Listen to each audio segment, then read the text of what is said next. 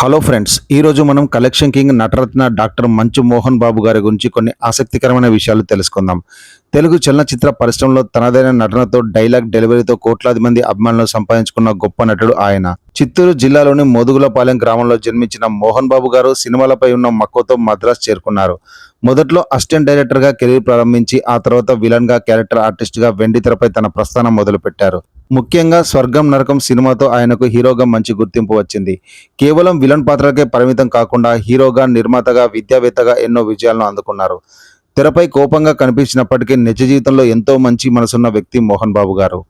శ్రీ విద్యానికేతన్ విద్యా సంస్థలను స్థాపించి వేలాది మంది పేద విద్యార్థులకు ఉచిత విద్యను అందిస్తూ సమాజ సేవలో ముందున్నారు. పద్మశ్రీ పురస్కారంతో పాటు అనేక జాతీయ, రాష్ట్ర స్థాయి అవార్డులను కైవసం చేసుకున్నారు. ఇండస్ట్రీలో ఎవరికీ భయపడకుండా తన మనసులోని మాటను నిర్భయంగా చెప్పే ధైర్యశాలి ఆయన. తెలుగు సినిమా చరిత్రలో చెరగని ముద్ర వేసిన మోహన్ బాబు గారు ప్రయాణంలో ఎందరికో స్ఫూర్తిదాయకం. ఈ వీడియో మీకు నచ్చితే లైక్ చేసి ఛానల్ని సబ్స్క్రైబ్ చేసుకోండి.